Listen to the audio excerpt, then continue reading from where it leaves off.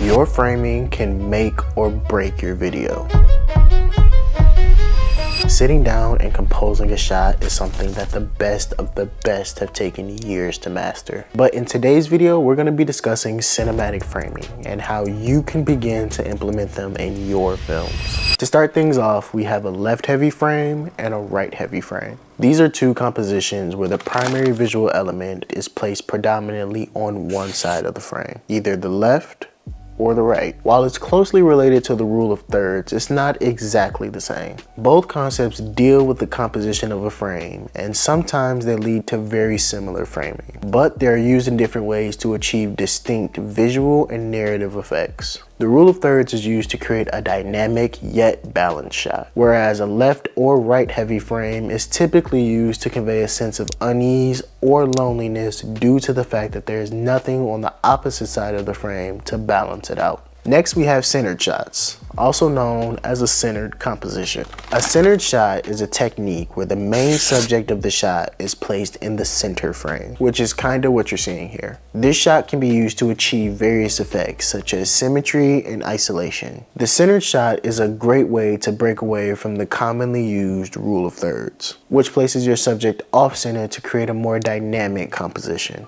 Filmmakers like Wes Anderson or Stanley Kubrick are famous for their use of the center shot. In the Grand Budapest Hotel, many scenes feature the main subject positioned exactly in the center of the frame, drawing immediate attention to that character or object, emphasizing its importance. A centered shot in film is a powerful compositional choice, not to mention it can add a bit of flair to a filmmaker's unique visual style. Our next frame is what's known as a balanced frame. A balanced frame in film is a composition where the visual elements are arranged in such a way that no single part of the frame overwhelmingly draws the viewer's attention, creating a sense of harmony and stability. This can be achieved through various techniques, including placement of subjects, use of color, and lighting. When I'm creating a balanced frame, I like to think of me evenly distributing the weight around the frame. Like I said before, there are a bunch of ways you can do that, but the most common way is to have two subjects in a frame. Place one on one side of the frame and then place the second on the opposite side. The rule of thirds comes in really handy when you're trying to create a balanced shot. I know I mentioned it briefly before, so here's a quick explanation on it. The rule of thirds is a compositional guideline that divides your frame into 9 equal parts, using 2 equally spaced horizontal and vertical lines creating a grid. The key elements in a scene are then positioned along those lines or at their intersections. These intersections are known as power points. This technique avoids placing subjects directly in the center of a frame, which can create a static and less engaging composition.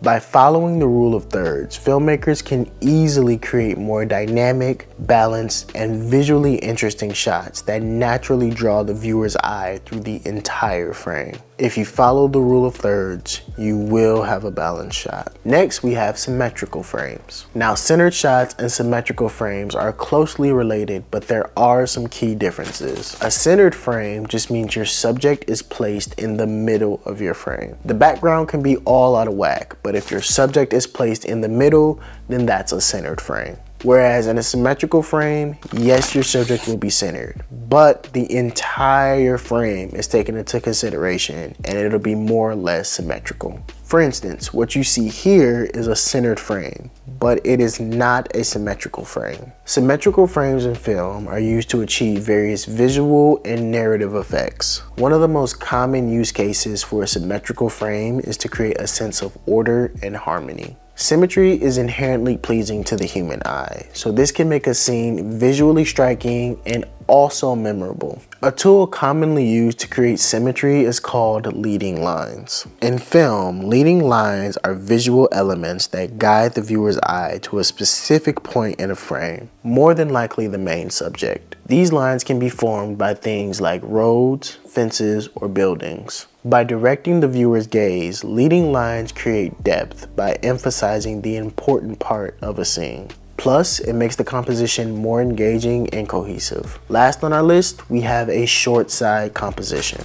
A short side composition in film refers to framing a subject so that they are looking towards the edge of the frame that has less space. This technique often results in the subject being positioned closer to one side of the frame, with more empty space behind them and less space in the direction they're looking. This technique is often used in horror films to create a sense of tension and dread. The limited space in the direction the subject is looking can create a sense of unease, as it feels like the subject is constrained or heading to something unknown or off screen. Well, that's gonna be a wrap for today's video. We're on a mission to hit 1,000 subscribers by the end of the year, so make sure to hit that like and subscribe button for me. If you enjoyed this one, then you're definitely gonna wanna check out my breakdown of the most used shots in cinema. I'll catch you guys on the next video.